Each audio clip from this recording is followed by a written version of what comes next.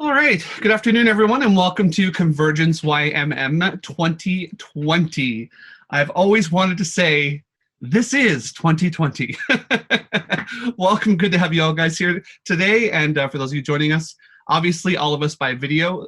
Firstly, I would like to acknowledge that we are meeting, even though we're meeting virtually, we do live and work on Treaty 8 land, which is the traditional territory of the Cree, Dene, and the unceded territory of the Métis, an ancient gathering place to many Indigenous peoples for thousands of years. So as we all know, in our current reality, we've become accustomed to having events like this. Of course, normally this event is a face-to-face gathering, but that was not possible this year. But the advisory committee felt that it was very important that we still come together to discuss the challenges and opportunities for collaboration that exist within our current reality in our region. So to begin, I have a couple of housekeeping announcements, and then we'll jump right into the work of what we're doing today, since we have limited time and we have a lot to get through today. So first of all, I wanted to notify you all that we are recording this meeting today, so it will be put out there for future reference. So please note that. All participants are muted. If you would like to make a comment, please use the chat function on the side of the screen. And that's also where you will place your questions that you may have for our Q&A later on for the panelists. So be sure to use that. Also, we'd ask that you would please begin by typing your full name and email in the chat function so that we can forward content such as unanswered questions from the Q&A later on to you after this event is over. So without further ado, let's dive right in. And it is my honor to introduce a good friend of mine and also the mayor of our region, and that's Mr. Don Scott, who's coming to bring a few words for us. So Don, would you join us, please? Well, thanks very much, Jason. I'm deeply grateful for your participation and all those who are participating today. I am bringing greetings on behalf of not only myself, but all my council colleagues. A few of them may be joining us as we go along, but I'm certainly grateful for all of them and all the hard work that they do. I want to thank the ConvergenceYMM Advisory Committee and Fuse Social and Suncor for bringing this together today. If there was ever a time for collaboration, it is right now with everything that's going on. When I was speaking to Jason this morning, we talked about some of the speaking points that he suggested I might want to mention, and challenges and opportunities. And it's easy to list the challenges, but I also want to mention the opportunities, but the challenges are obvious. I think the economic downturn has affected people in this region like never before, because it has been compounded by so many other factors. We've got a pandemic. When I speak to people in the region who are telling me stories about their grandparents living through the 1918 pandemic, when I spoke to the premier, he said this is the kind of generational experience that you never anticipate, but you are ready to get through it if you need to. And that's exactly, I was glad to see that he had that approach. And then we had the flood. I spent this morning down at one of our open houses speaking to people impacted by the flood. I can tell you that they are going through a terrible time. So there are many, many challenges. On top of that, we had a boil water advisory in this region. You know, it's just been an unbelievable, challenging period. But with challenges come great opportunities. And I see the panel that's assembled today, and many of those panel members are at the forefront of making sure that this region is tackling these challenges and coming out on top in the future. And I'm often asked how I feel about the future, given all those challenges that I described, and I feel very optimistic. We still live in an amazing place. Not only do we have incredible natural beauty in this region, but we have some of the most innovative and dedicated people in the world. And nowhere is that more exemplified than the oil sands. You know, we have just an incredible amount of people that are dedicated to producing a product that the world needs. Now, governments need to do a lot of things, like make sure pipelines get built and other steps that are taken. But every sign that I see is that we are headed in the right direction. Sometimes governments present many challenges, and pushing the pipeline forward has been one of those in every direction. But I see progress, and that's what we need to see. As far as the oil sands is concerned, I've been having regular discussions with the oil sands companies, and they see hope for the future as well. You know, this region has been through several economic downturns, several challenges, not necessarily all compounded together as we're going through right now. But the word that keeps coming up, no matter who I talk to, is resilience. This is a resilient region, and the people of this region exemplify resilience. When I was first elected, one of the stories I told is that I'd always believed the toughest people in Canada tended to move west. Now, that's not to say that the people in BC are tougher than us. We're as tough as they come, given all the challenges we go through. But if you think about the history of Canada, how people would slowly move to the west, the most hardy types, the hardiest people in all of Canada would have ended up in the west, and we are the result of those hardy people. And I think that if anyone can make it through these challenges, if anyone is resilient in this place, in this great place of Canada, it is the people of this region. We've been through a fire, we've been through many of these challenges, and we're going to come out on top, and we're going to come out on top even stronger. There's several areas that I know people are going to discuss today, which is related to the well-being report, which was done pre-COVID-19, which seems like 100 years ago, even though it was only several months ago. Another thought, I just was writing some things down about COVID-19 this morning, and I was thinking that this is the first time this generation has seen history transform so quickly. I can't think of a period when so much has happened in such a short time. We are just going through such a transformational time. I was thinking back to the old life, which is not that long ago, but at least 6 months ago, I'd say the universe that we all live in was so different. But a lot of phrases are very top of mind these days, and they're the same phrases that were identified in the well-being report: social isolation, financial insecurity, and mental health. Every single one of the challenges that I described is contributing in a greater way to each of those challenges. Social isolation, I can tell you that there's probably never been a period since the last pandemic where people have been so isolated and in need of reaching out. I'm just so grateful for technology like this. Technology has helped us bridge that gap in a huge way. I can't imagine going through these challenges if we didn't have access to the technology that we did, and if we didn't have access to the amazing social profit sector that is there for us. And that takes us to mental health. Thank you to, we have an amazing social profit sector that has been there time and time again for this community, and they have really stepped up to the forefront. I've got to say the provincial government has also done that. That is also part of the collaborative effort that we've seen that's been happening. Financial insecurity. If anyone is not aware of the many challenges of this region, I'm sure everyone is in fact aware of that one. The financial insecurity is probably the one that comes top of mind for many who were not impacted by the flood or who still have jobs. We need to make sure that we bounce back and that the people bounce back of our region in a financially secure way. And thank God, and I am so grateful for the oil sands. The oil sands create so much employment in this region, and they are so good to so many of this region's people. Anytime people say to me, are you concerned about the future? I always tell them to remember the great blessing that we have, which is that we have $1 billion industry sitting in our backyard. How many communities, how many places in the country can say that? Not as many as there should be. And I'm just so thankful for the oil sands. So with that, I want to leave on a strong message of hope. If any place can bounce back from these challenges and come out as good as ever, it's going to be us, because we are so resilient. Thank you to all the panelists. Thank you to all those who made this happen, this event today. And I wish you all the best. Please take care of each other and stay strong, everybody. Awesome. Thank you so much, Don. A pleasure to have you here with us today, as always. You've been a great supporter of the ConvergenceYMM over the years in your various different roles. So we're certainly glad to have you here with us today. So without further ado, we'll dive right into our keynote speaker for today. And of course, for those of you who may have attended last year, you would recognize this name, Blythe Butler, who was with us last year and did a phenomenal job. So we asked Blythe to come back, of course, under very different circumstances this year, but we're certainly glad to have her. And I'm just going to do a very brief bio for Blythe so we can dive right into her keynote today. Blythe's practice focuses on change management, evaluation, and capacity building to support the development of adaptive learning cultures within organizations and collaboratives.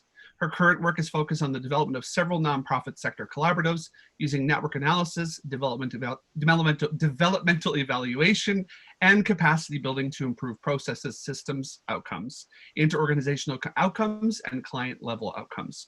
So no surprise as to why we would have her to come here to talk about collaboration with us today. So please join me in welcoming Blythe Butler. Thanks so much, Jason, and thanks, Mayor, for that hopeful introduction.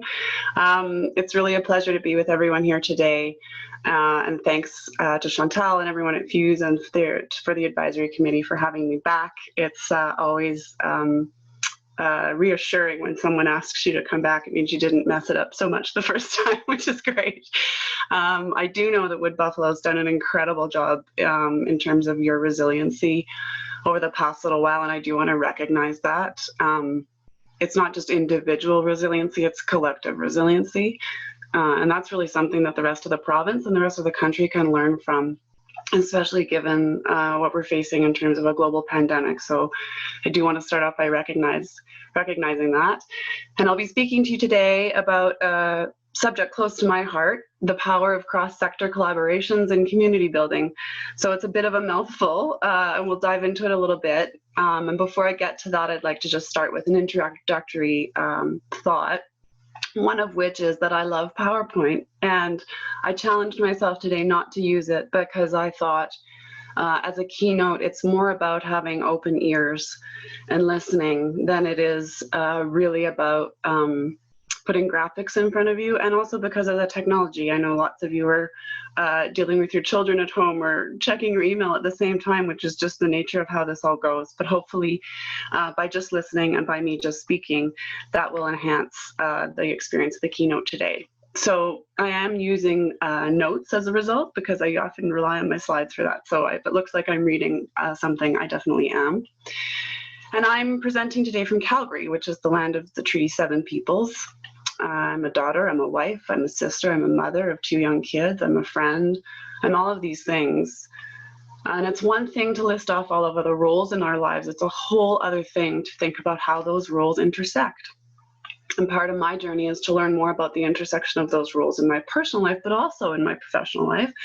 As Jason said, I work with collaboratives. That's the core of my practice. And so figuring out intersectionality in terms of our individual experience, but also as our collective experience is an important thing. And so as I reflect on that for myself, I think it's salient because our societies struggle to recognize and reconcile our multiple identities, but also our relationship with Black, Indigenous, people of color, which has come to light, of course, across the globe recently, and has been for generations. Most of my relationships are in a bubble of white middle-class privilege. And my network, my collaborative, is mostly homogenous and monochromatic. But I do have a singular privilege of being the sister of a woman from Treaty 6 territory, Cree woman, who's my sister. And that one link into my network has added a richness and a strength and a depth to my life that would otherwise just not be possible. And my white privilege is laid bare for me through witnessing the connection between white culture and Indigenous culture in my own family. So I do recognize deeply the territory of the Indigenous peoples of Wood Buffalo and for the whole province. And my own commitment to reconciliation is to build deeper relationships with the people of Black, Indigenous, and people of color in my own life. So I encourage all of us to reflect on what it will take to actually do that authentically, what it takes, if you want to use network science language in the context of this, what it will take to diversify our own networks as a means of strengthening them. So we can't talk about community well-being or about power or about collaboration without talking about the wrongs that we need to make right. So the subject of today, the power of cross-sector collaborations and community building, requires us, of course, to think about community building and what actually makes cross-sector collaborations high-quality ones. So we'll dive into that a little bit. Community building, of course, is not just the job of the social profit sector. The oil sands industry was just mentioned. It is critical to our community well-being. So it has to do more with social programs or our social well-being as much as it has to do with how much we pay our employees, whether or not we have doctors in our cities, if we have clean drinking water, whether or not we have a car to get around. real community and real cross-sector collaboration address how all those things that enable us to live a good life intersect. How are they mutually supportive? And so knowing that all of these things are necessary for well-being isn't sufficient. All of us could name the things that make a community a great community, but we have to also understand at how these things function in relation to each other. So I would argue that the intersection and integration between your organizations, between the sectors in Wood Buffalo, is actually more important than the individual missions or programs or services or jobs you provide. So it's not those individual items, it's how they fit together. And that will provide an opportunity to strengthen community. And here's why. If you think about the relationships in your organization or between organizations or between sectors, the quality of those interactions at every level tell us about the collaborative capacity of the community as a whole. So that directly impacts our overall well-being. And in relation to the report, which the mayor referenced, those three areas of social isolation and mental health and financial insecurity as being the three main areas. If you think back to the point about integration, I would challenge you to think about what are the connections and relationships between social isolation, mental health, and financial insecurity. How do they reinforce each other? Where are those sort of leverage points in those three areas that, if pulled or pushed or strengthened or weakened in some way, would actually improve all three? And the report's great because it actually mentions four opportunities for the community, and I'll focus on two. One listed as says to ensure greater access to opportunities within the community, and the other one is around strengthening connections to community. And I would posit that the power in those two recommendations comes from combining them to actually say, strengthening connections within the community in order to increase access to opportunities. So ultimately, you're using connections and integration as your tool to make the change you seek. The information in the Wellbeing Report is critical to help the community navigate forward. And as the mayor said, it actually is very hopeful. It tells you what direction to take, what to focus on, and how your organizations and how the sectors that are present in Wood Buffalo can work together on that. So there's a lot of positive hope there. And I'm going to read this little quote from a book called The Culture Code to help illustrate this. It says, thinking about your ancestors makes you smarter. A research team found that spending a few minutes contemplating your family tree, so how you're connected to others, as opposed to contemplating a friend or a shopping list or something else, boosted performance on cognitive tests. And their hypothesis is that thinking about connections in a group actually increases our feelings of autonomy and control. And this matters because most of us can feel hopeless in the face of so many challenges, and certainly the ones laid out in the Wellbeing Report. None of us can fix those individually, and that can feel scary, and it can feel like we're powerless. But that's precisely the point. We can't fix them alone. Our power to build community is through cross-sector collaborations and through that integration. So in order to get an idea of this, and Crystal's going to help me out here, I thought I'd show you a little bit more tangibly what this means. So we're going to pull up a poll for everyone. And the poll is based on some indicators of high quality collaboratives. So we're going to ask you to answer the poll and give your perception of the indicators that show up on the screen. And then we'll continue. So Crystal should be able to pull that up now. So there it is. We'll give you about 10 seconds. I know that's quick to fill this out. It says that our panelists aren't able to vote, which is totally fine. So those of you who are listening, we should see this. The results pop up here in about 10 seconds.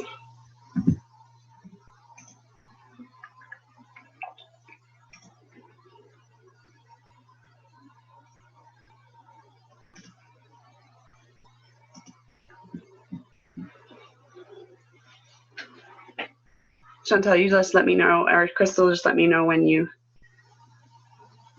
think they're ready. Oh, someone's saying they don't have the abilities to submit. When I end the poll, it'll submit on its own. Oh, there you go. Perfect. Thank you.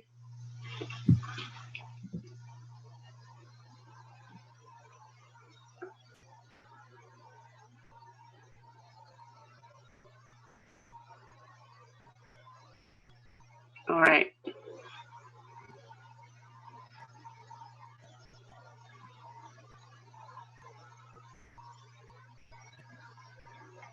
Are those results coming in, Crystal?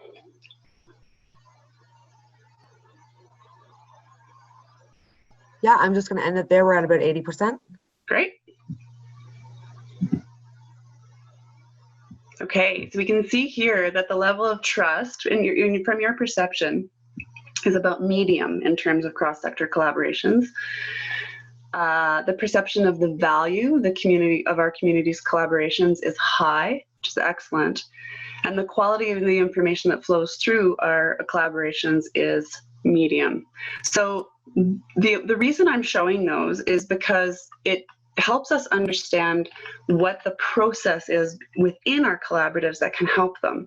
So essentially, those ingredients, high levels of trust, perceived value that's flowing between or being exchanged among the players in a collaborative, and the quality or frequency or the generative quality of the information passing between them, those are indicators of the things that make a high quality collaborative. So those are things that we would measure in a collaborative to say, is this collaborative working? And the information you just shared, and thank you everyone for taking the poll, gives us a sense of things we need to dig into. Because if we can increase the levels of trust and value and information in our collaboratives, we increase their power. We also increase something called effective energy. So the energy that flows through those collaboratives is actually helping us achieve our collective goal versus holding us back. We've all been part of collaboratives that feel like worse than going to the dentist. That's not what we're after. We're after these collaboratives that generate more energy than they take. Because that does three things for the people who are part of it. It increases their sense of belonging. It builds their competence, their sense that we can actually achieve something together. And it gives people, ironically, in some way, a sense of autonomy. Like, this collaborative is allowing me to actually go do the thing I'm great at. And if you think about those three things, belonging and competence and a sense of autonomy, these are things that make us feel powerful in our own lives. The degree to which I feel those things is the degree to which I feel my own well-being is going up. So of course, it's important to consider that more is not better in collaborations and networks. It's about that quality piece. It's about the value that's being exchanged and the feeling of being a part of something bigger. So what does this all mean? Certainly for the social profit sector, but for any sector who's generating value for your community, for Wood Buffalo. We'll start with one of my favorite quotes, which says, "The electric light did not come from the continuous improvement of candles." And what that means is, and how I'm relating it to this idea of cross-sector collaboration, is that our programs and services, the things we deliver to each other, we do that really, really well. But they are insufficient for the kind of change we need.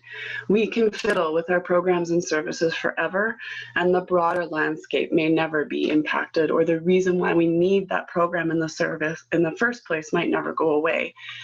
So programs and services are a great point for social change, or they're a great starting point, and they're a great starting point for collaboration, but they're actually a terrible ending point. Don't stop there.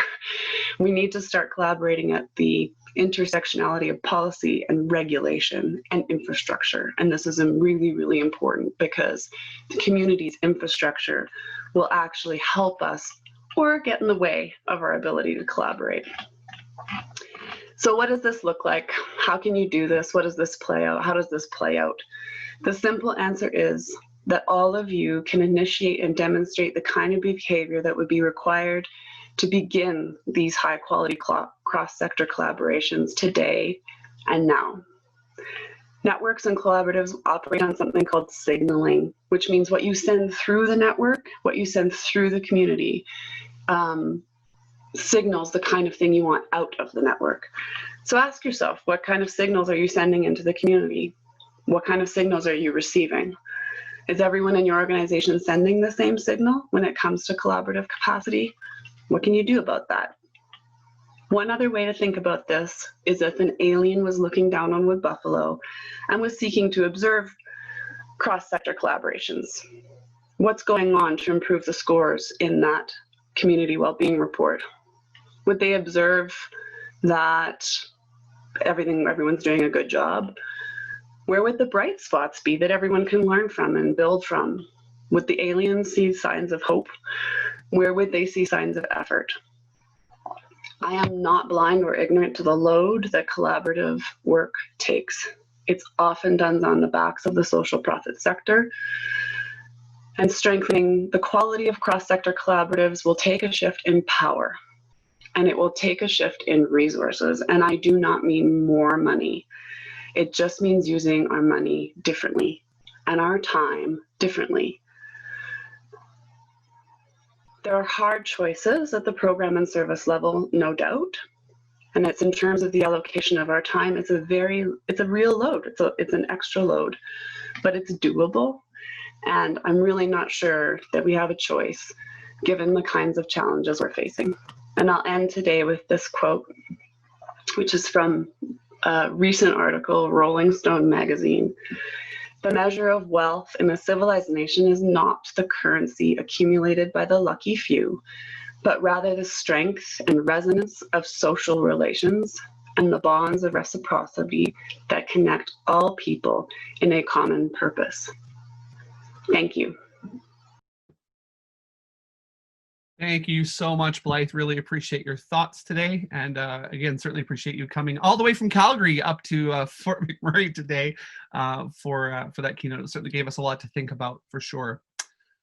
So keeping in mind our time today, and that we do have a pretty hefty, I think our largest panel that we've ever had. Actually, we have 9 panelists today that we're excited to have with us. And rather than doing one introduction at the beginning, I'm just going to introduce them one by one and the area that they are, the sector that they will be speaking on behalf of. And if you have a question for them, we will be doing a short Q&A time at the end.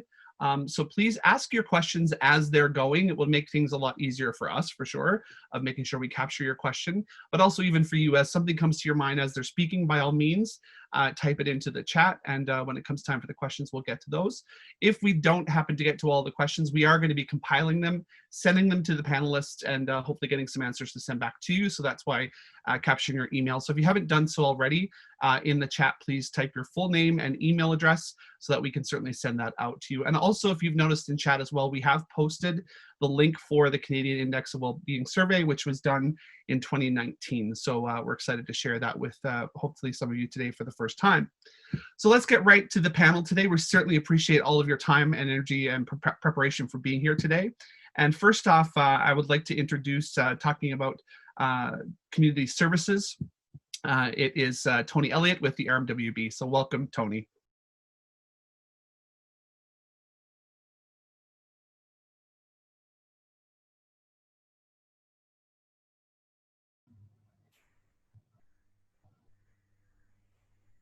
We're not hearing you, Tony. If you mute it, Tony. Yeah. Is my background fuzzy to you, or is it just fuzzy to me?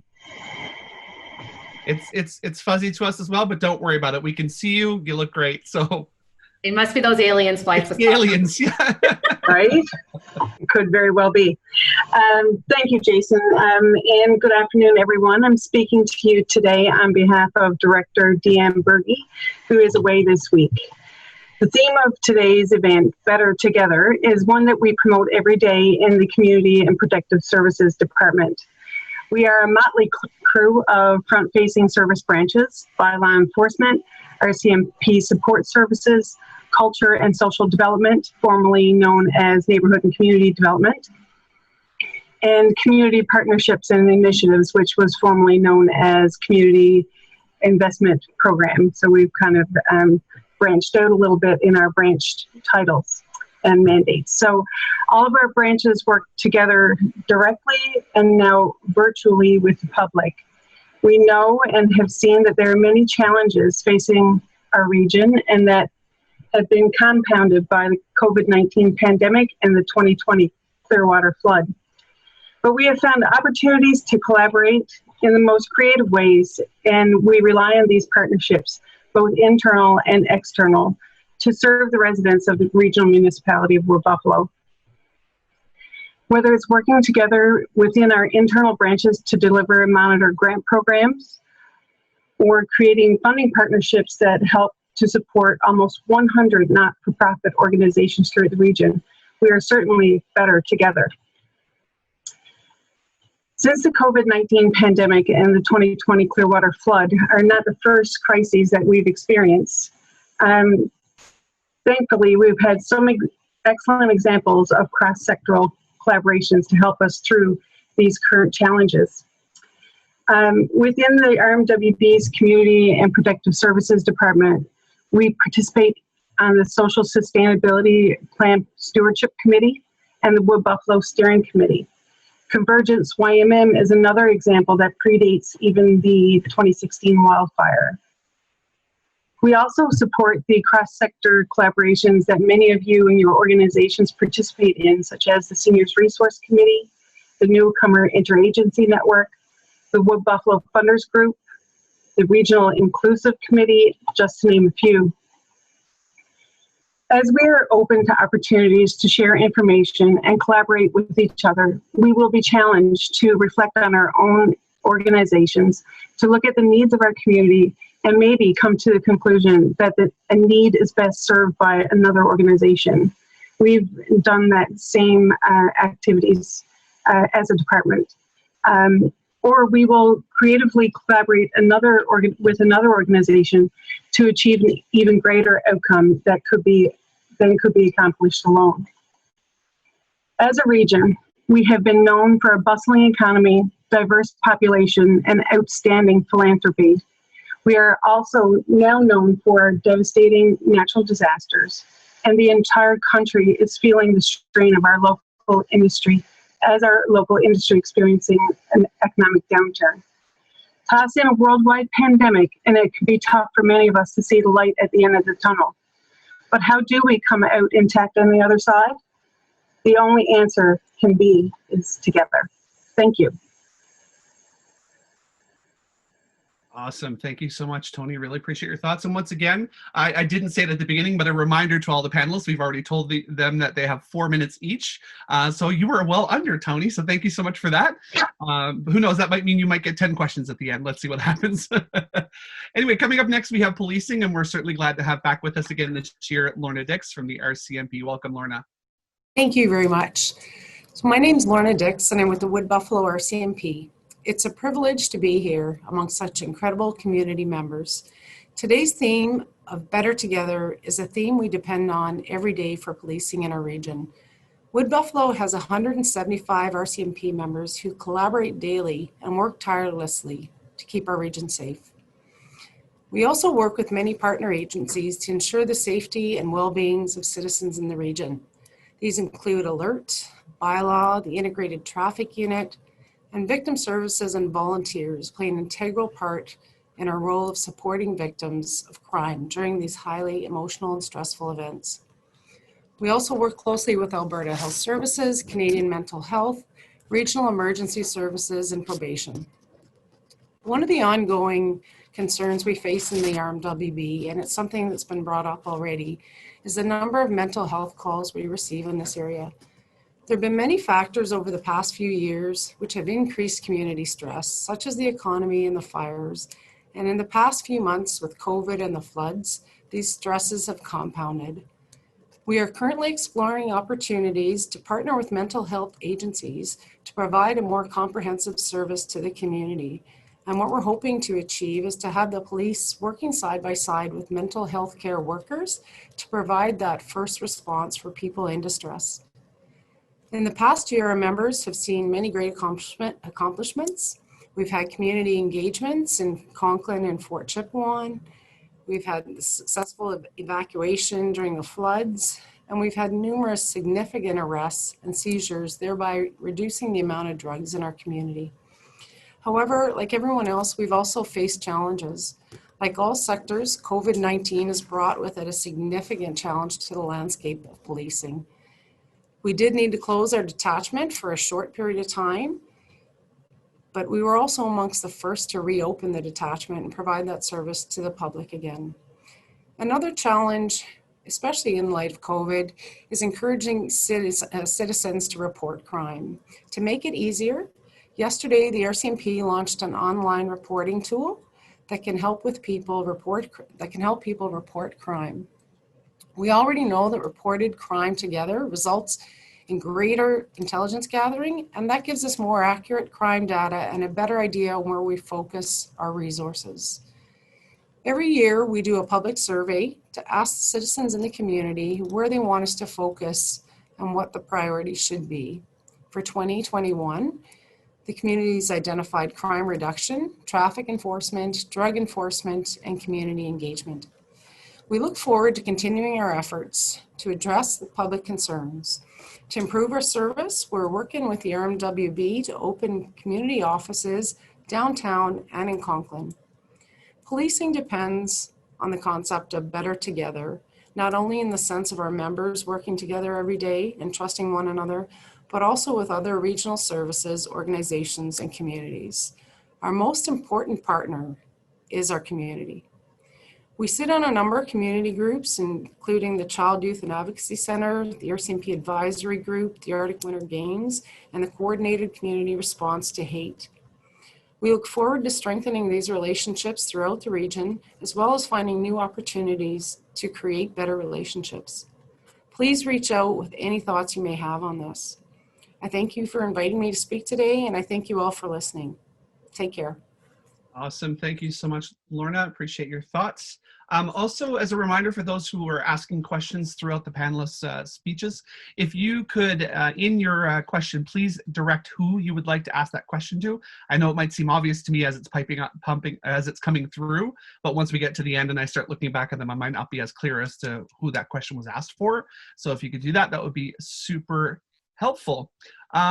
Coming up next, also I'd like to point out we have 96 people here today, so we certainly want to thank everyone for being here.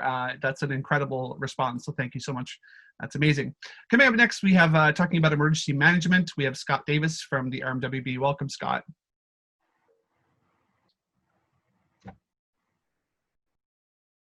Good afternoon. Thank you for inviting me to participate in this year's ConvergenceYMM event.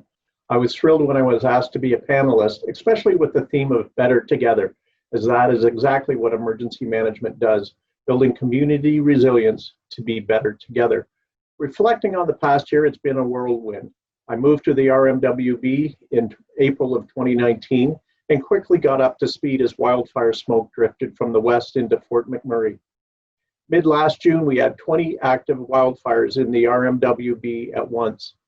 Kicking off 2020, I really did not expect to lead a response on a threefer, as a water treatment plant failure in the community of Janvier, a devastating flood in Fort McMurray, and dealing with a pandemic. My conversations about pandemic preparedness started with my request to the medical officer of health the 1st of December 2019, as I was concerned that we were overdue. Little did I know within a month a little virus in China would be brewing. While we're not through the pandemic by a long shot, I've been long reminded people that this is a marathon, not a sprint. We have normalized many new ways of doing things in our everyday lives, both at home and at work, and this is an example of one, a virtual conference. While the aftermath of the flood is still personally devastating to many of our affected residents, no lives were lost, and that is always our top objective. I'm very proud that the statistics prove we were able to respond in a way that did not cause any increase in COVID-19 case counts. My biggest concern with the current situation with COVID-19 is pandemic fatigue. I know people are tired of hearing from us telling them, wash your hands, stay 2 meters apart, wear a mask, cover your cough, stay home when sick.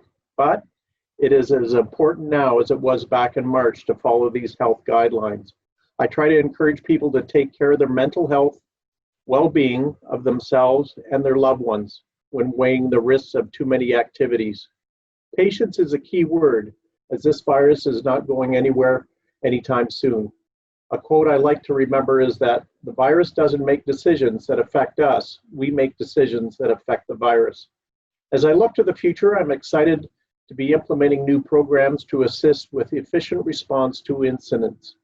We're in the early stages of training our response teams to use Disasterland, a virtual emergency coordination center that I've successfully implemented elsewhere in my career.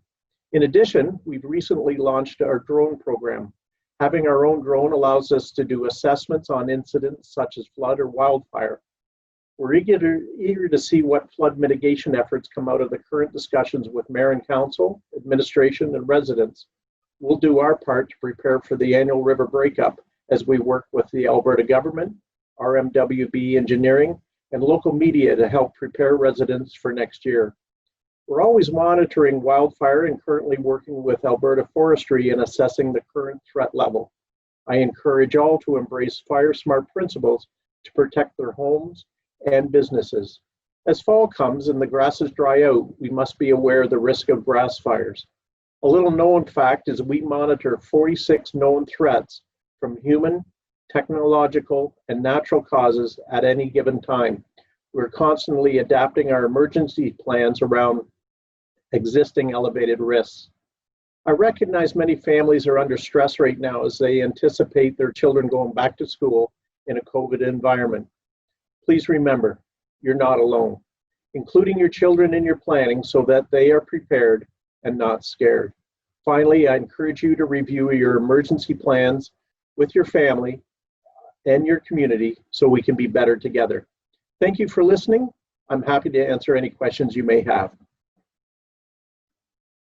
Awesome. Thank you so much, Scott. And we will definitely, as a reminder, have the Q&A at the end of everyone's few minutes together. So by all means, get those questions in. And again, don't forget if you're directing them to any particular individual to please note that in there as well, so I'll know for sure who you're asking for. Coming up next, we have no stranger to us for sure, and that is Chantel Beaver, who is representing Social Profit today, and she is with Fuse Social. Welcome, Chantel. Thank you, Jason. Hi, everyone. My name is Chantel. I'm the Executive Director here at Fuse Social. As Jason said, I'm on the panel today to speak to the local social profit sector. I will do so on a macro level. Much like the response and recovery from the 2016 wildfire, issues faced by nonprofits today include an increased demand for client services, workforce issues, loss of capacity to deliver services, the complexity of the collaborative response, staff fatigue, and financial pressures and stressors. The single greatest concern for most social profits is their ability to fundraise, earn revenue, access core organizational funding, and access funding to support programs and services. Most respondents to data collected in June of this year indicated that they were particularly concerned about corporate donations. 87% of agencies in our region are anticipating reduced funding revenues. 79% are concerned about low financial reserves. 75% expect reduced revenues from sales or fees. 74% are concerned that they will not be able to maintain staff or safe volunteer engagement throughout 2020. Yet, a vast majority of agencies located in the Northern Zone anticipate a continued increase in demand for service. Decreased funding, a precarious human resource environment combined with increased needs has created great concern for the well-being of the employees and volunteers who call the social sector home. Leaders in the sector are working to prevent burnout and turnover seen during past crises. And many have expressed a question common that throughout the wildfire, who was going to care for the leaders? Again, and resemblant of the wildfire, organizations are also struggling with restrictive funding. In 2016 and throughout that recovery, when funding was not flexible and adaptive, agencies found themselves steering away from strategy and mission drift became an issue. Organizations started applying for funding for programs simply because it was made available, and many times it was not tied to the mandate of that organization. Here we are in 2020, and this very conversation has reemerged. This time, however, it is a little different. This time, agencies are not applying for funding in droves. In 2020, I am so proud to say that social profit agencies and groups have demonstrated composure and leadership and have been very collaborative and deliberate in applying for outcome-based and response funding that aligns with their missions and the needs of our community. This time around, the social sector is at the table and in many cases leading sustainability conversations and advocating to the funding community to be adaptable as we don't know what we don't know right now, just like every other sector at this panel. Thus far, throughout the COVID-19 pandemic, I have been overwhelmingly proud to be part of the social sector and to work with social leaders who have shown how to create and seize opportunities to collaborate with sustainability in mind. We know that status quo is not an option. We also know that change starts at a systems level. Our 2021 State of the Sector address will very much depend on the tolerance of the systems in which we exist to work alongside of us as we lead our respective subsectors with innovation and the community in mind.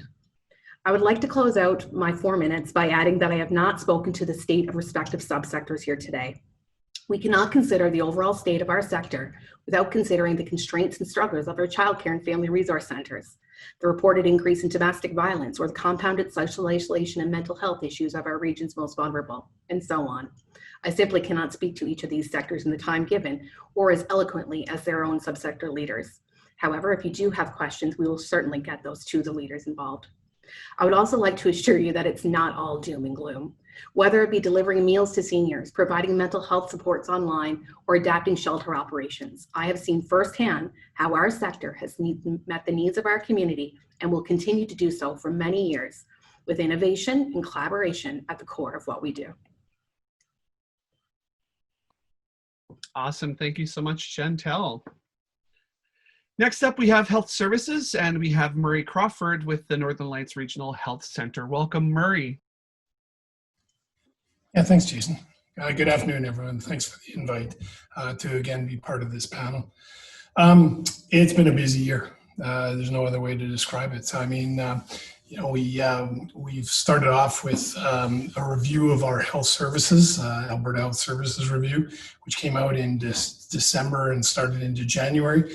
We just started looking at some of the innovation plans that were in that and an action plan to address this, sort of some of the recommendations that were in that report. And yeah, lo and behold, COVID-19 materialized. And that threw a few things into delays and reactions to that. And then just as we sort of had a handle on that, the flood happened in the community. And although we were relatively lucky in the fact that we just had a delay in some services, it did cause a bit of issues with our staffing and with and certainly with dialysis patients having to be rerouted until we could get the water supply back from the city.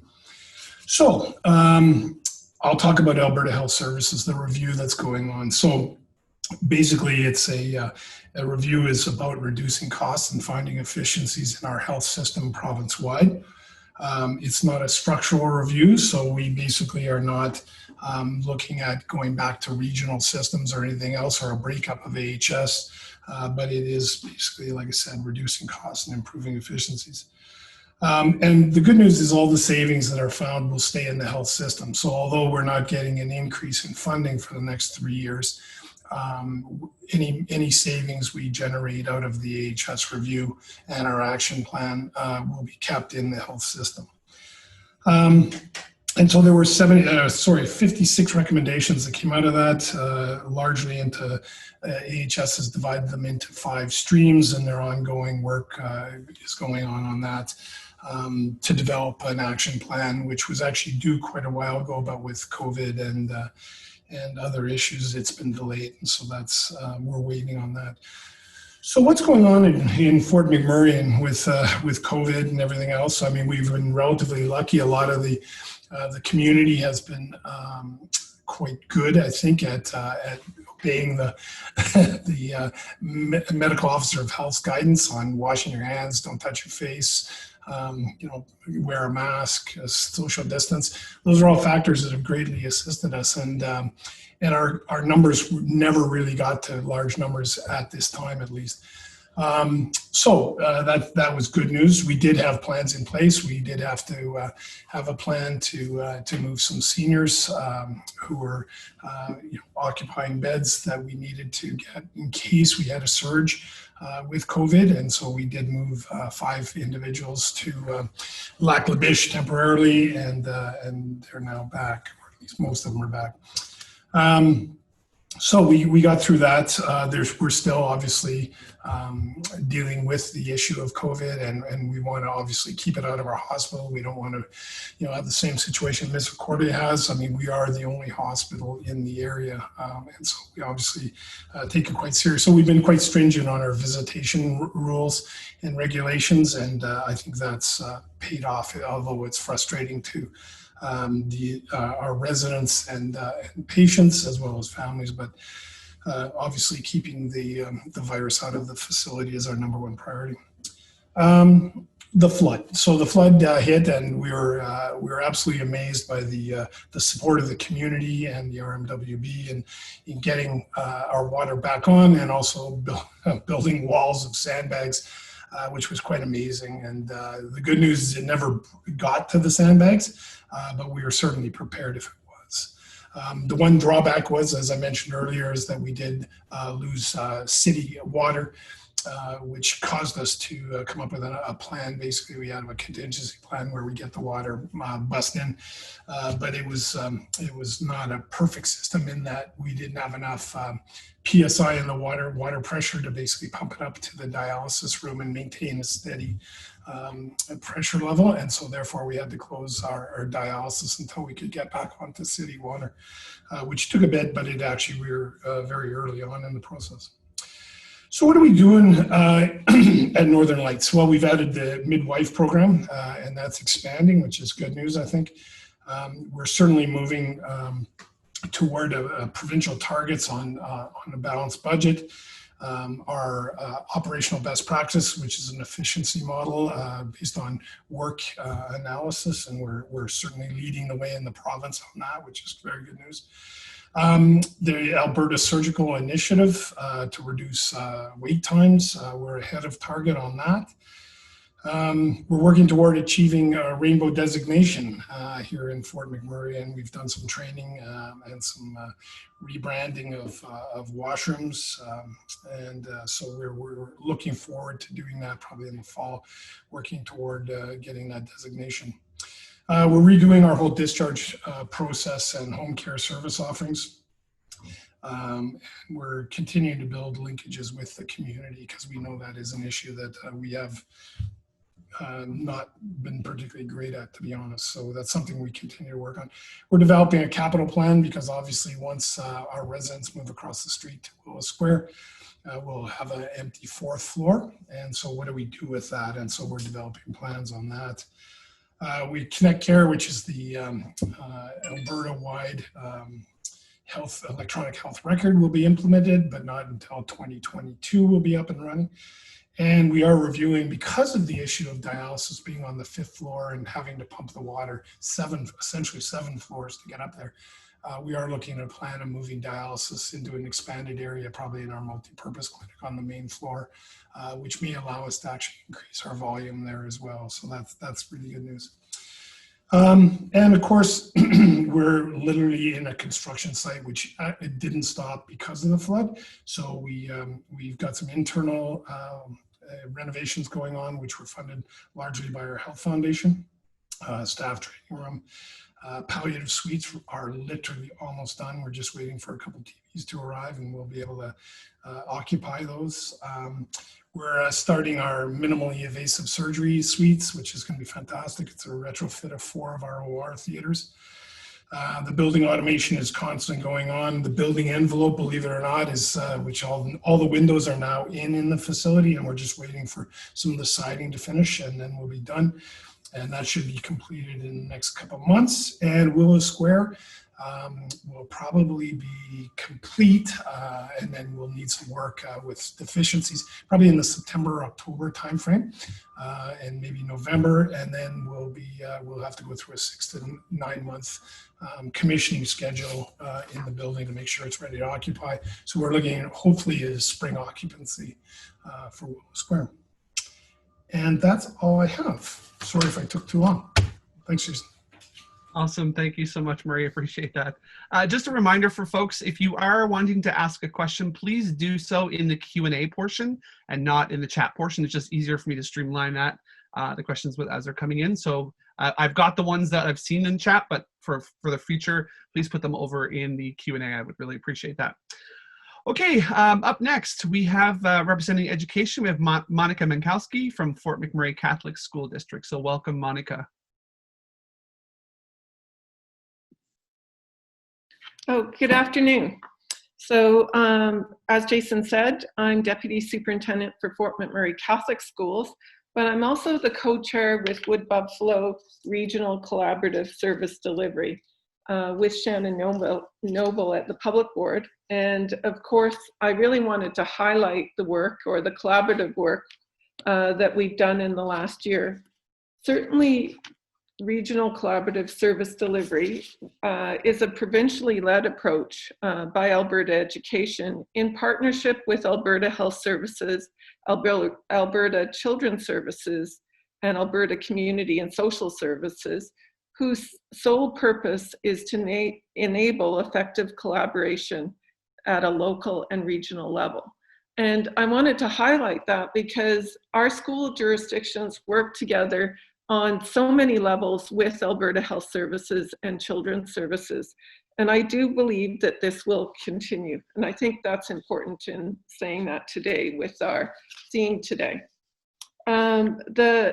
Certainly for education, we've got some current trends, and those don't change, even though we've had some pretty serious things happen in our community, from the wildfire to the flood, and now COVID-19.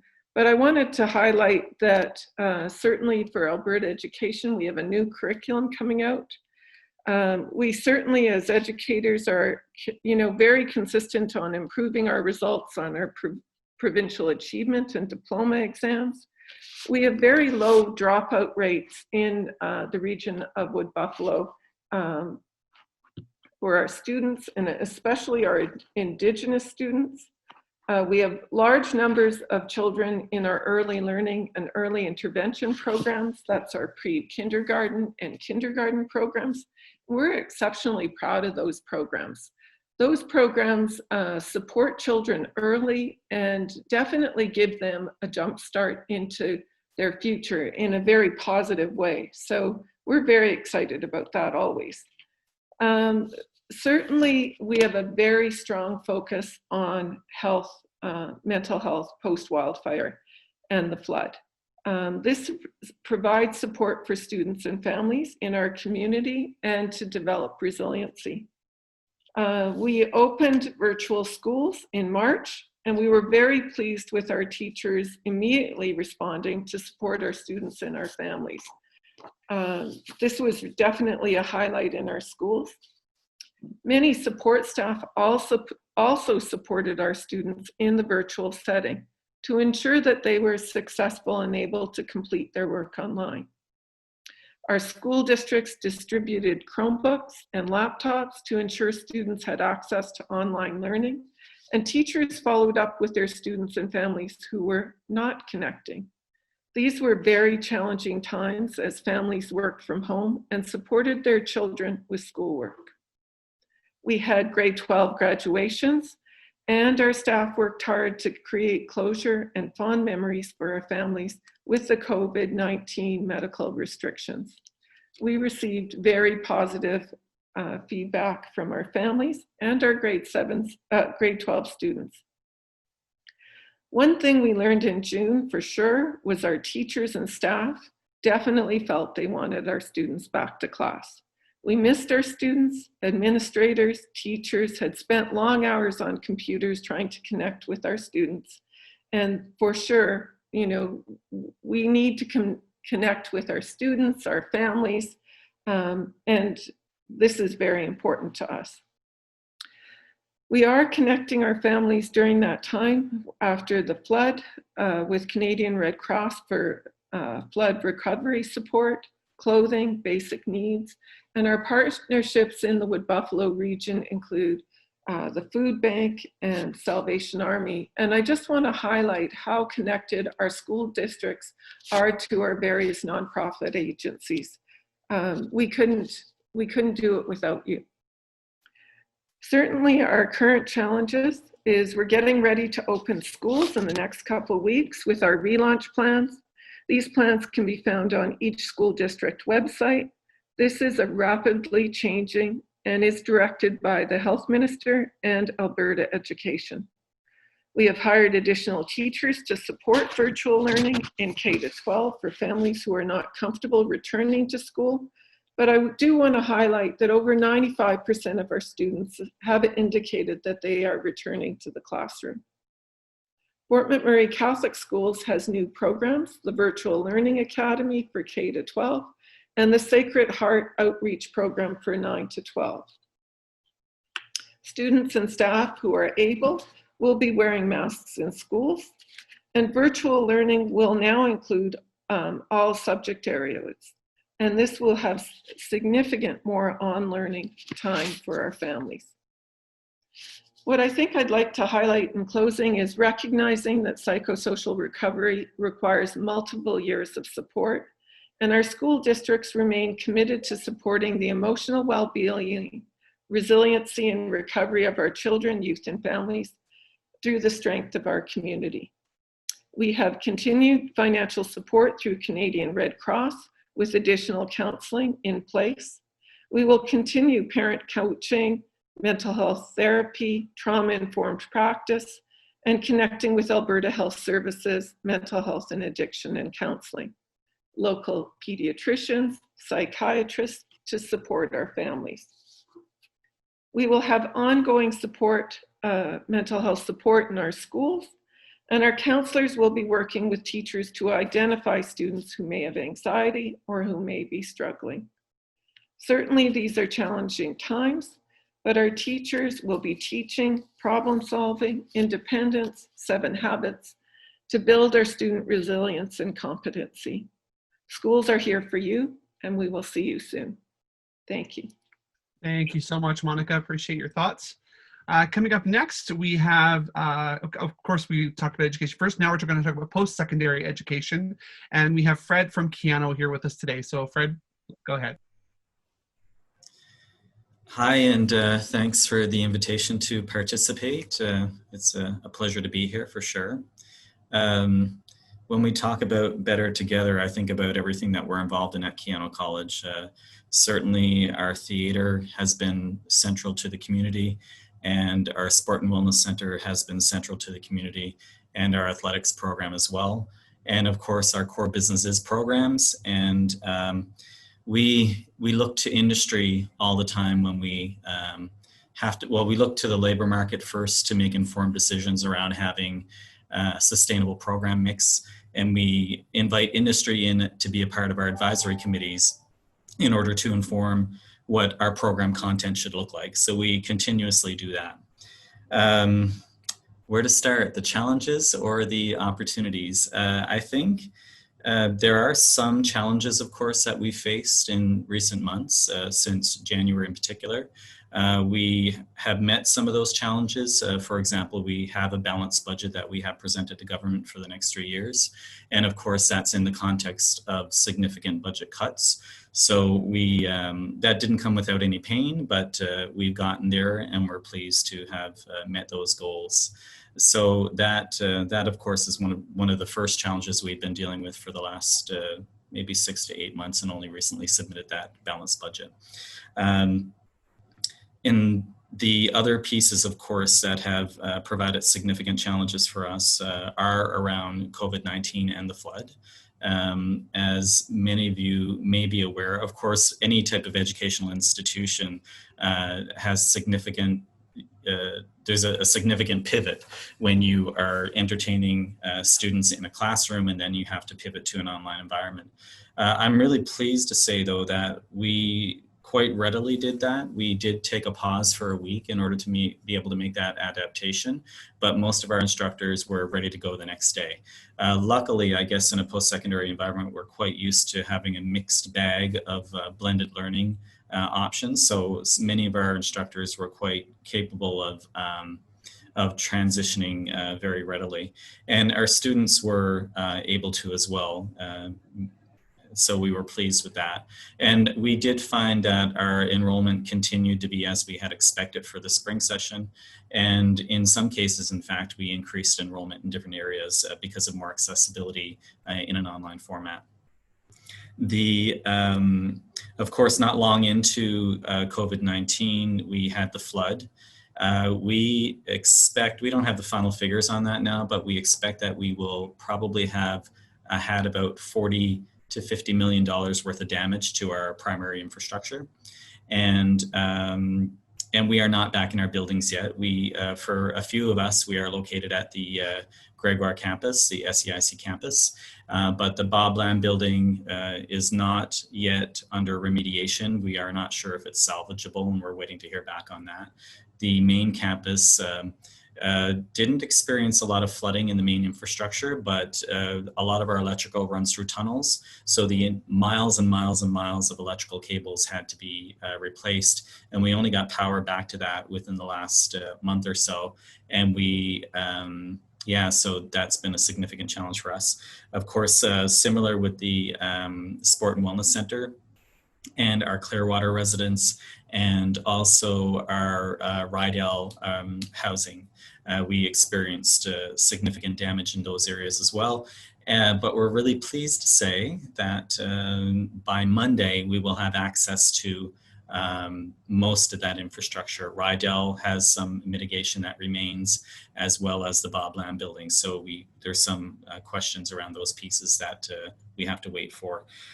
So we're happy to say that as of Monday, we will be doing a staged reentry, which means the leadership will be going back to the buildings. They'll be doing an assessment, and they'll be recalling the rest of our faculty and staff to get started for the year. So with that, in terms of, I guess those would be some of the challenges. In terms of some of the opportunities, I think, first of all, because of all of these challenges, we did invest a lot in our IT infrastructure. So things like, state-of-the-art laptops that allow mobility for instructors. We've invested in that. We've upgraded our bandwidth. We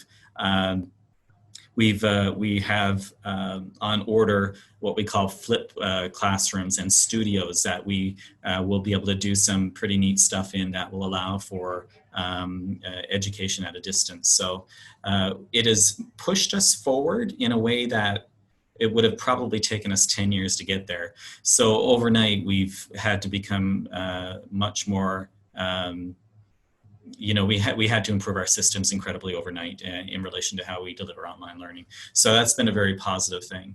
In terms of other things that are going on that are significant and that could pose opportunities or challenges, there is a system-wide review of post-secondary education happening.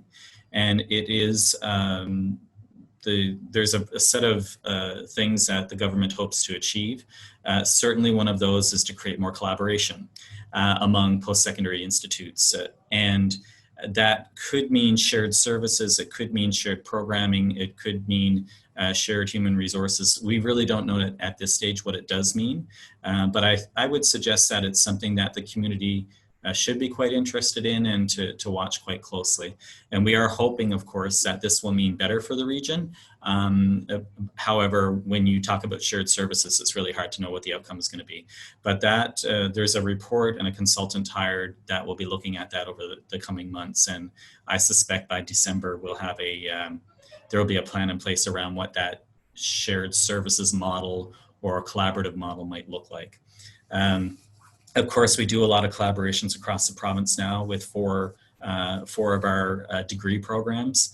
And because, of course, independently, we aren't in a position to offer degrees because we're not a degree granting institution. So those types of collaborations are incredibly important to us.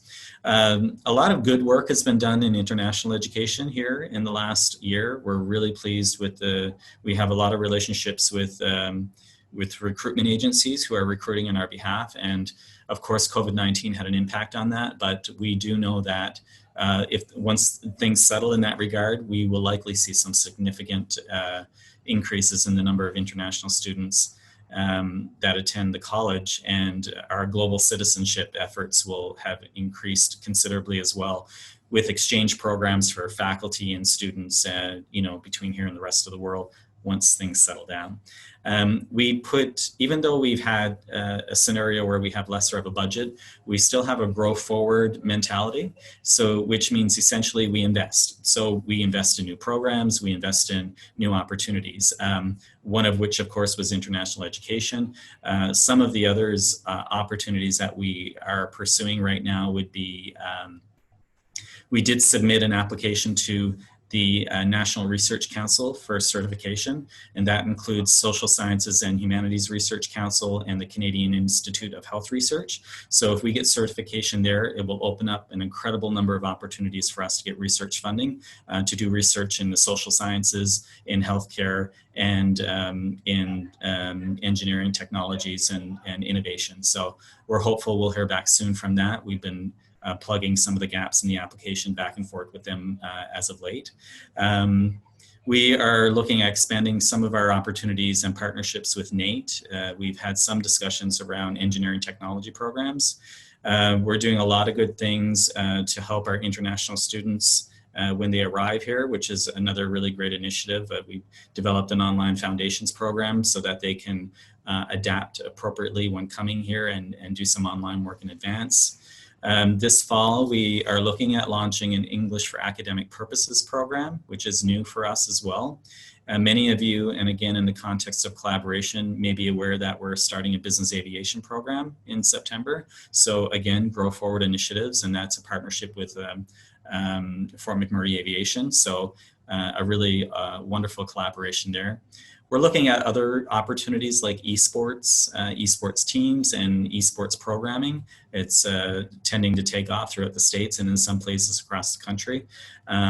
We basically, yeah, and we're looking at opportunities to expand our degree offerings with partnerships with other institutions such as social work, but that's again in very preliminary stages. We've done some collaboration within the community on mental health courses, and we'll be delivering some in this fall. And hi, Fred, my apologies. I'm gonna have to ask you to wrap up pretty soon. Thanks. Yeah, okay, perfect, thanks. So that's pretty much, I think that kind of covers it, but again, in the midst of all the challenges, we are looking at more collaboration and more opportunities, and we do have a Grow Forward initiative or a Grow Forward mentality, and I think that'll set us up to be successful in the future. So with that, I will close off. Awesome. Thank you so much, Fred. Appreciate it. Coming up next, we have Kevin, who is with Economic Development Corporation. So welcome, Kevin. Thank you, Jason, and I also want to extend thanks to Blythe Butler for the keynote today. I think it's a very important and topical conversation, especially when we consider the three crises that or emergencies that our region has gone through, and the mayor quite succinctly described them in terms of the economic downturn, of course, the pandemic and the flood. There's an old saying, never waste a crisis. And when we think in terms of opportunity, I, being an optimist, see many opportunities. And knowing that we're cognizant of time, I'm not going to spend a lot of time on the challenges. I think they've been widely discussed, and in fact, many of us are facing those challenges and are acutely aware of them. But the opportunities exist, and I'll get to that in a moment. Economic development is a team sport, so it relies on collaboration quite heavily. In fact, when you consider what we do, we rely very heavily on the entire community. Economic development is essentially, our role is to market our region to investors, to businesses that perhaps want to move here, to visitors who would like to see this place, and of course, potential residents. It means that we sell the city. And that's a huge undertaking. And we rely on our community, especially the social profit sector and the community development sectors, those that are on this panel, but also on land and property developers and many others that live and work in the region that have an interest in seeing the region to thrive. And it all fits together. The role that we are undertaking is essentially a call and an ask for assistance, and ask for help to market our region. You'll have seen recently that we've initiated the Big Backyard campaign, and that's a seizing of an opportunity as a result of this crisis. In other words, it's difficult to travel throughout the world, in fact, and the opportunity to see and experience a staycation in Fort McMurray and the Wood Buffalo region exists. So we've started the Big Backyard campaign series of videos, of which one was recently launched, showcasing the great assets that are in this region that the community, that residents and visiting family and friends can enjoy. It's a seizing of an opportunity because, of course, it's difficult to travel. That's just one example. But it really boils down to the ask for help. So how can we market our region beyond our region in a time of a global pandemic? Well, some of the ways that we can do that are simply to talk about our region in a coherent way, and so that our community shows the very best and continues to reinforce that message. That is the work of a place brand, which we've been putting together a strategy. I'm very pleased to share that later this fall, you'll see the beginning elements of that. And of course, the campaign series that I previously mentioned is an early iteration of that place brand. The call to action is to ask everybody to help us to promote our region in a way that will benefit all of us. There's no doubt that the triple crisis that we're going through has a very negative impact on businesses, and of course the corollary impact on people's lives, as has been well described here earlier today. Now is a great time to prepare and pivot your business. So if you're a business owner or an entrepreneur, the opportunity to rethink how your business model works and to perhaps change the manners in which you're doing business, or even simply pivot entirely into a new form of business is right in front of us. And I can share many examples of businesses that have adapted quickly to this. But we also have to recognize that when the pandemic strikes, it affects all people in different ways.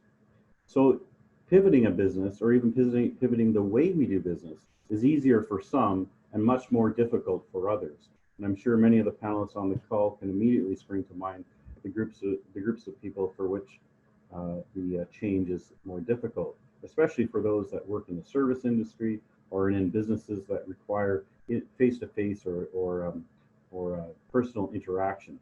More often than not, the people that work in those sectors are of lower income, so they have even less means to adapt to a situation. So as optimistic as I can be, and as much as the opportunities are there, the challenges can be overwhelming. Also wanted to take a moment to identify the fact that and reinforce that our situation is unique in the sense that we rely heavily on the oil and gas sector, which has been pummeled by world prices. And of course, we've endured a flood. This thing that we share in common with the entire world, of course, is a pandemic. And that pandemic is fundamentally changing the way we operate. And perhaps there is further opportunity for Fort McMurray in this change as well. For example, maybe there is opportunities to the way we do work in the region. We've already seen many businesses and services change the requirements to come into work, what the working hours would look like, etc. Perhaps there is opportunity for industry to have staff and employees work in the downtown core now that they've adjusted to the fact that many of their employees are not able to work out on site. It poses the question, do they need to be on site? Perhaps they could be here. And there are many other examples, all of which can be discussed at length, but perhaps examined and we could take action. How do we undertake recreation? How can we enjoy our region? What is our relationship to the downtown core? Now that we're discussing flood mitigation, what are the opportunities that our downtown can offer? These are all things that I think our entire community can discuss and come up with ideas and actually take action upon. I'm sure there's lots more that I could talk about, but I'm very cognizant of time. So Jason, I'm going to hand it back to you. I'll gladly expand on anything during the Q&A session. Thank you. Awesome, thank you so much. And last but certainly not least, in our panelists today, we have Kareem, who's with OSCA, who's going to be talking about local industry. So welcome, Kareem. Hi everybody. I am on a remote rural island on the west coast, and I've tried to configure my camera minus going on a rowboat in the ocean. This is the best it's going to be, and my internet is weak, but I'm going to give it a go, and hopefully nothing fails. So thanks for having me. I think the last time I was here was in 2018, albeit it was a different situation. I was in an uncomfortable suit sitting on stage. Now I'm in shorts talking to you virtually. I guess I'm going to cut right to the chase because we are very short of time. In March, due to the pandemic, the global economy basically shut down and dramatically decreased the demand of oil. That impacted our industry significantly. Refiners slashed their processing. And then specific to the region, many companies either deferred projects, delayed projects, or shut in projects. This led to oil prices reaching historical lows, as many of you know. And specific to Canada, a reduction in about $8.6 billion in capital investment cuts in our upstream oil and gas sector. Now, fast forward to August, the mood is turning the corner, so to speak, very cautiously. WTI has stabilized at around $40–45 US a barrel, but we don't anticipate a full or complete rebound for a while, and we are still unsure of the second wave of this pandemic.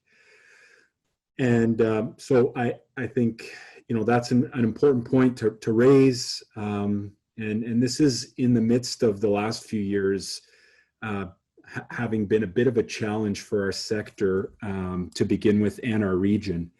And now the impacts of COVID and low commodity prices again means a much different future for our community than we envisioned, just 2 years ago. So what we actually need is a focused long-term plan that is competitive in order to ensure sustainability, not just of our sector, but of all the local businesses as well as the community. And that's why our organization's been working with many of the organizations on the panel, as well as a multitude of stakeholders and Indigenous communities to work on some sort of recovery plan. This is our new reality, and once again, we need to get on board all together. The impacts of the pandemic and the negative effects from the decline in demand are all compounded by the pre-existing issues that our industry faced years ago, as I said already. But one of the key pathways to rebuilding, our country, our province, our region, our economy, is attracting and encouraging private investment.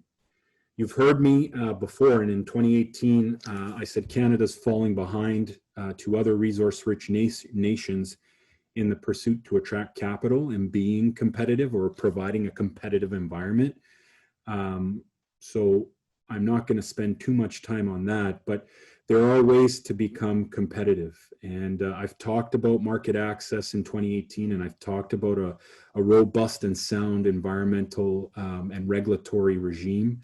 But as it relates to convergence and the topics of convergence, I think it's important for me to touch on how actually important it is to have a local level of competitiveness mindset, and that needs to be adopted throughout the region, whether you're a business, a small business, large business, because that in itself will pivot, as Kevin used the word pivot sort of the financial insecurity to financial security. So the RMWB is, I think, no longer immune to downturns, and our industry is in a recovery phase. So it really boils down to there's going to be some limited growth in the coming future. And so this means that local contractors and suppliers have to be competitive. Local businesses need to look at their operating costs and budgets, because that theory of the Fort McMurray factor can no longer exist today. That's just the reality of it. So only by addressing some of these cumulative issues that I talked about in the past and today, I think will we be able to capitalize on the opportunity we have, and that is to be a global supplier of some of the most sustainable energy to the world, and in turn an opportunity for Wood Buffalo to be at the forefront of that. I think it's important that we recognize that our sector and the local economy are vitally connected, and we need to look at the big picture, but we need to look at the big picture together to get through this crazy time. So, Jason, that's all I had. Awesome. Thank you so much, Kareem. We're going to move into our Q&A time, which obviously we were slated to finish at 3 o'clock today. We have gone a little bit over time for that. But with everybody's grace, we are going to extend a little bit longer, probably about 10 minutes or so beyond our end time, just to give it a chance to get some questions in. We've compiled all the questions, and we will be sending them out to the panelists for them to respond if they like, and then we can distribute that out to everyone who we've received your email. So if you've not done so already, please feel free to put your email, your name, and your email in the chat so that we can certainly send those out to you after the fact. Also, if you'd look to your chat as well, you would see that we've placed a link for a survey today. It's just a short 3-minute survey. If you could take that to give us some feedback as to what you've thought of ConvergenceYMM today, we would greatly appreciate your time in doing that for sure. We will also send that out in email for you as well. But if you wanted to click that link right there from chat, you'd have it in your system right after we're done today. So let's get right into the questions today. There's been quite a few. I'm going to do my best to get as much of them in as possible. The first question is for Tony. I assume it was for Tony, didn't say so, but it came up while you were speaking. So Tony, how do you manage the needs of rural versus urban centers with regards to supports for programming and funding? I made some notes. So when we release the calls for applications, they are community-wide. So all applicants, no matter where the registered nonprofit exists, they can apply to the Community Impact Grant. Just for those who are interested, that call for applications is actually opening on Monday, August 17th. Right now, we do have grant programs that are in virtually all rural hamlets, and the only exceptions right now are Draper and Fort Fitzgerald. So we do run programs, and there are some organizations that are based in Fort McMurray but do offer rural programming, such as Girls Inc. and the Wood Buffalo Food Bank. And also the RRC is a funded organization, and they operate the Anzac Rec Center, who offers programs, and the Conklin Multiplex. Really, the applications are based on community need, and community organizations usually have a good handle on what it is that their residents would like to see happen in their community in terms of children's programming, events, seniors programming. There's a whole gamut that we see. And for those organizations who are able to identify that their program or service is going to be addressing a truth and reconciliation call to action specifically, they are actually added a little bit of extra weight. So that is one of the goals of the CIP, is to address some of the TRC concerns. Thank you so much. Of course, as you can see, we're kind of like the Brady Bunch right now. If you're not in gallery view, I suggest you go into gallery view, because this is how we're going to do it going forward. And we're asking all of our panelists, if they don't mind, to turn on their cameras so we can see, because there will be some questions. There'll be multiple people asking for sure, or answering, I should say. Up next, we have a question to Monica. When kids or teachers demonstrate symptoms of COVID, will they always be sent home until COVID is ruled out? Good afternoon. Yes, they will be sent home. It's that simple. Okay, great. All right, well, let's hope all answers are going to be that quick and simple. We'll get through quite a few after that. Here's a great question. It's not to anyone in particular, I don't think. It says, I would like to get more involved in supporting social community outcomes to support people of Fort McMurray. Is there a multi-sector group or committee in the community that represents all sectors on this panel? And if so, how can my business join? Chantel, is that maybe a question that you could start us off in answering? Yeah, absolutely. So two committees come to mind. First of all, we have a funders coffee group that meets monthly. They were meeting more frequently during the flood response. If you're looking to get involved at that level, you can connect with me directly, and I can make that connection for you. We also have, I do believe, everyone on this panel represented by someone at the social sustainability table, which is right now running a response and recovery for response and recovery per motion of council about 2 to 3 months ago. Awesome. Okay, another one to Chantel. I guess it says to Chantel or Tony. Further to Blythe's comments around the cross-sectoral collaboration, do we expect to see a focus on these collaborations and partnerships in the near future? Go ahead, Tony. I would say that it won't be a new focus on collaboration. I would say that's something that's been on the forefront of community protective services since I joined the team in 2015. It's always been a key piece. Just, you know, recognizing the limited resources that we all have as we move forward. We're going to continue to seek those collaborative partnerships, as Chantel mentioned, and I mentioned when I spoke. The SSP partnership table is one of those collaborations.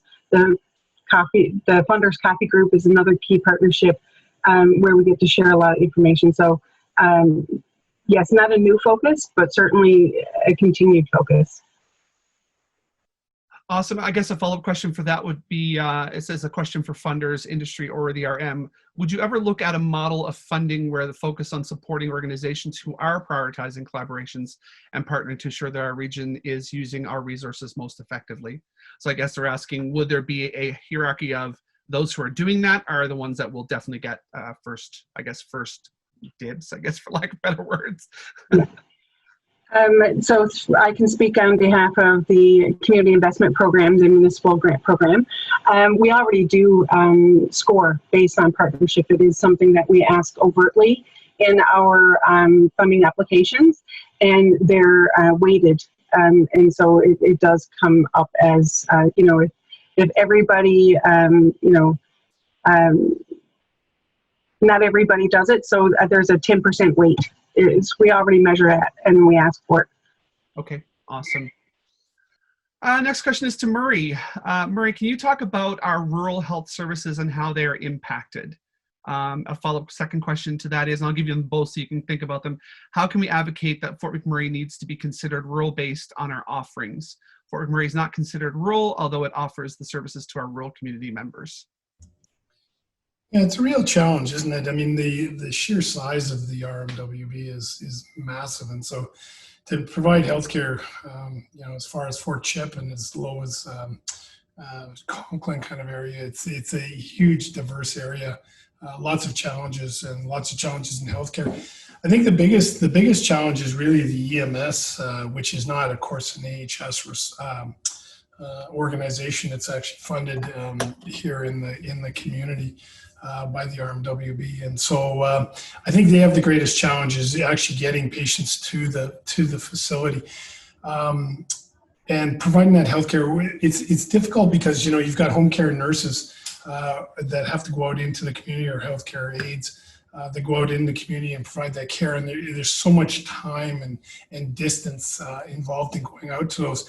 It's hard to sort of build a model, an efficiency model, or comply with the efficiency model that we're provided that would show like worked hours sort of thing. And so that's a real challenge for us, and it's of course a challenge for the community because we don't often, you know, I guess we do the best we can to get out into the community and do it. I think having the helicopter service and having the helipad built in has really greatly assisted us in getting better coverage in our area, and certainly a local healthcare, helicopter company is of great service to us and to the community. Yeah, and how do we change the model? You're right, there's always that debate on, are we an urban center or are we rural? So it depends on who you're talking to in AHS or in government.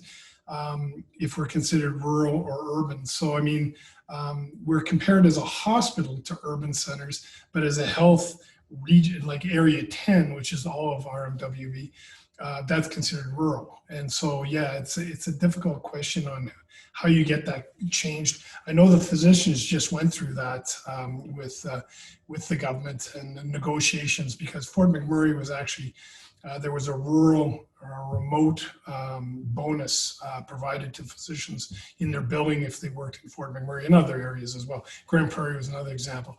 And they reclassified it and said, no, actually your billing would be tied to an urban center if you're in Fort McMurray. And so that created quite a stir, especially in Wood Buffalo, actually, with the PCN having to close temporarily their walk-in clinic. And so the good news is that was reversed in the COVID process. And so I guess it's one of those things that we're just going to have to constantly monitor as we go through and trying to figure out, are we urban or are we remote? Because there's benefits to both, right? And so I guess we're going to live in this more schizophrenic sort of environment and then try and manage the best we can. Hope that answers your question. Thank you so much, Marie. I'm going to turn this next question to Kevin. I know, Kevin, you have to leave very shortly, but thank you so much for extending your time with us. Kevin, what work is being undertaken for our rural communities to enhance their needs? Yeah, thank you, Jason. And I did type an answer directly to the person who asked the question as well. So, but just to expand on it further, so one of the pillars for economic development is tourism, as I mentioned, the Big Backyard campaign earlier. But of course, the fact that the rural region in Wood Buffalo offers some fantastic tourism opportunities that have been underutilized and also underpromoted. So we've been working with many entrepreneurs on developing their tourism product experiences so that we can market them outside of the region to bring in visitors and visitation. That will certainly help many of the rural communities as well. So, for example, fly-in, fly-out fishing lodges, outfitters, hunting outfitters, those ATV rentals, that sort of thing. So, so we work with entrepreneurs out in Anzac and in Fort Chipewyan on developing tourism product experiences to help them to become market ready. When we say market ready, it's basically a checklist to ensure that they're able to deliver on the product offering to a visitor from outside of the region. And once we're confident that that's the case, then we can help to market that product offering as part of many others and plug into the provincial and national tourism marketing organizations, namely Travel Alberta and Destination Canada. So Fort McMurray and the Wood Buffalo region, especially the rural regions, can benefit from tourism as one example. There are others as well. Of course, there's many other types of entrepreneurial activity that are taking place in Fort Chipewyan that we're engaged with. And of course, Startup YMM is our business incubator. It's located in Fort McMurray, but it offers online programming and courses available to anybody in the region, frankly, anybody in the world who's willing to be a member. And for those that have limited internet connectivity, we are exploring ways to ensure that they can access the same level of service. And that's getting developed as well. Awesome. Thank you so much for that.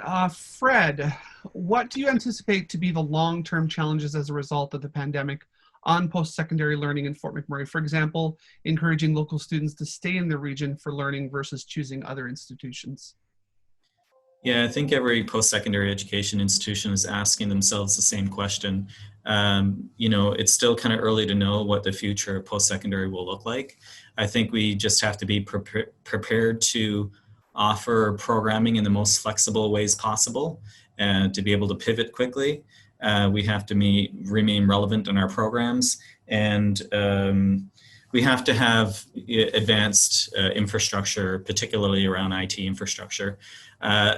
So I think those are the things that will help us remain relevant. And we have about 85% of our students that come from, that are local. There's a degree of loyalty, I think, and familiarity as well that'll give us an advantage.